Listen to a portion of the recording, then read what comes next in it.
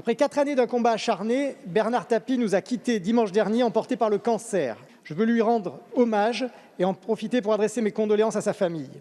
Nous le savons tous, face au cancer qui bouleverse la vie de 4 millions de Français, l'égalité n'est pas de mise.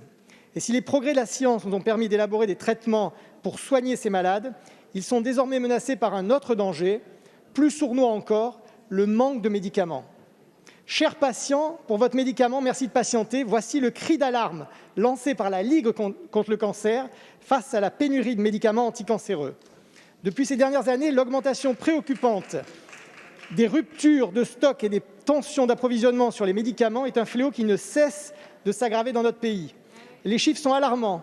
Nous sommes passés de 700 cas de tension d'approvisionnement en 2007 à 2480 cas l'année dernière.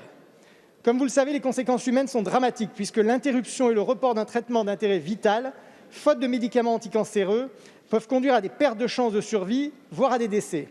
Certains patients, démunis face à l'aggravation de leur état, sont même contraints de subir une intervention chirurgicale qui, en l'absence de pénurie, aurait pu être évitée.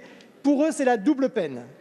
Face à cette problématique, et malgré plusieurs textes de loi venus encadrer la gestion de ces stocks, dans les faits, la situation ne s'améliore pas et elle s'est même aggravée durant la crise sanitaire. Cette difficulté à nous procurer des médicaments démontre une absence grave de souveraineté sanitaire dans notre pays et doit nous appeler à bâtir une stratégie industrielle nationale de relocalisation de la production des médicaments essentiels.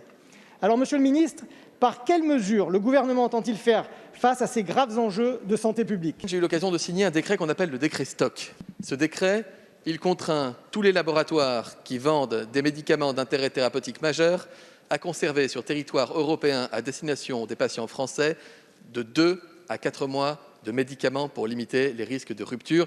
Dans le PLFSS, vous pourrez voter la possibilité donnée aux pharmaciens des pharmacies hospitalières de fabriquer eux-mêmes des médicaments quand ils en sont capables, si les laboratoires n'en produisent plus suffisamment pour le marché français. Pourquoi ne pas reprendre la proposition de la Ligue contre le cancer de doter notre pays d'un établissement français du médicament qui nous permettrait une vraie souveraineté nationale ?